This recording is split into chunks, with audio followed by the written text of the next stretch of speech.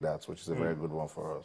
All right, so that's a good one for the team. But then nothing is won yet. They still have to take out Zambia in the final round. That will qualify them for the All-Africa Games. And then we will begin the preparations for the big one, which is 2016 Rio Olympics. The target, of course, for Samson Siasia is to win gold at the All-Africa Games later this year in Congo DR, and then also win gold on Brazilian soil in 2016 in Rio. I think it's a possibility if we set out to achieve it. All right, let's talk about the Flying Eagles very quickly. The Flying Eagles, another team that has given us plenty to talk about and to look forward to in terms of the quality of football that they play and the way they take out the teams that they play. You don't see complacency in the Flying Eagles, and I think that's a lot of kudos to Manu Gaba and the technical crew for what they've been able to put together. He's naming his final squad on Thursday, squad of 21, but the sad news is that Musa Yahya is out injured. We're going to be missing him at the African Youth Championship. We will definitely miss him. Good player. We're talking about a player that can position himself properly and utilize opportunities. Iniesta. That's Musa Yahya for you. I felt so bad when I got the news that the knee ligament problem has kept him out of the competition. But again, no shaking. One thing, Tony, that this Flying Eagles team has done to us, it has expose the need for continuity. When we say this thing, is as if don't touch a winning team. Keep the bulk of your winning guys and let them continue in that direction. When I watch this team play, they are respecters of no team. See the way they made our domestic team look like they don't play football. And if for them, it's not as a friendly game. Every opportunity is for them to get better. Ghana. Fourth game against Ghana, 2-2. Second game against Ghana, they stepped it up. Just say, okay, we respected you guys. We came to your soil. We want to be now we're about to leave. Take our kubuku. Good team. I look at Coach Manu Gaba anytime, any day. You want to give him the props of still maintaining this same players. That hunger level. You know, these guys are world champions at under 17 level. Usually there's a lot of complacency. Look, you guys, we can do this. We can go all the way again. But then the hunger level is still high. Yeah. Manu Gaba, Amonike, I mean, the fantastic job they're doing. Yep. So sad for Musa Yahya, but we are all waiting to see what kind of squad he will be naming on Thursday. Even without Kelechi Iheanacho, Undidu, Wilfred, will he be available, will he not? But then they always tell us that, look, if these guys don't come, we have those who will do the job. These guys are fantastic players.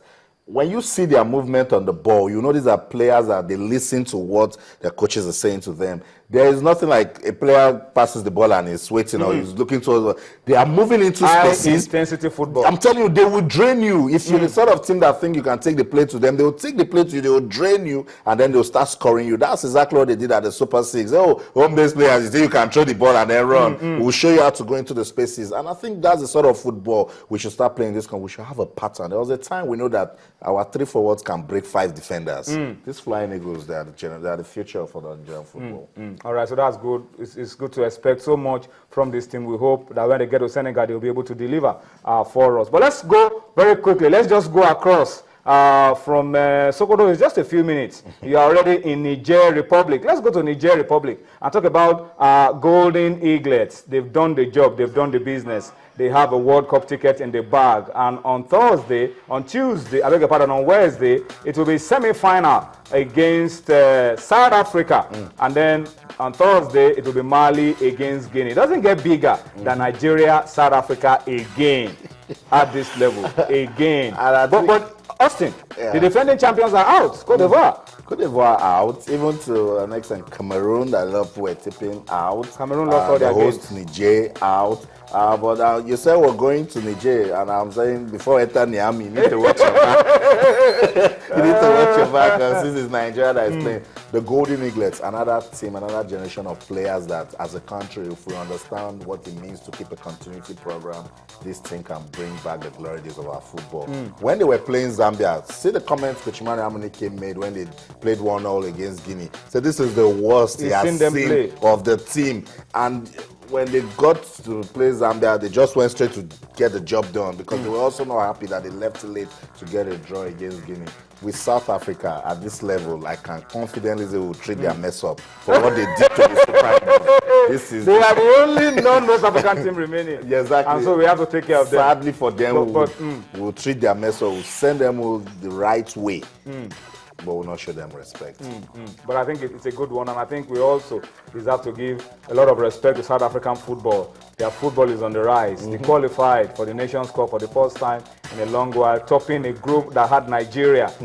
Their under-20 are also doing so well. Their under-17 have qualified for the under-17 World Cup. So football in South Africa is also on the rise. But I am sure, as Austin has said, these boys should stop them right there on their tracks on Wednesday and go into the final. We just said, well done, you've tried. You have a World Cup ticket at least. Yeah, good now. You have a World Cup ticket, but that's where it ends for you. But that's a good one for the Golden Eagles, and we can only wish Emmanuel Amunike and the boys more success as they go on. Let's come home now and talk about rewarding excellence, rewarding standout players. Austin talked about acknowledging the performances of our star players, both home and abroad. And it doesn't get bigger than what Matchmakers Consult, organizers of the annual Nigeria Football Pitch Awards, have been able to do. The awards is in the second year, but today they came out with the nominations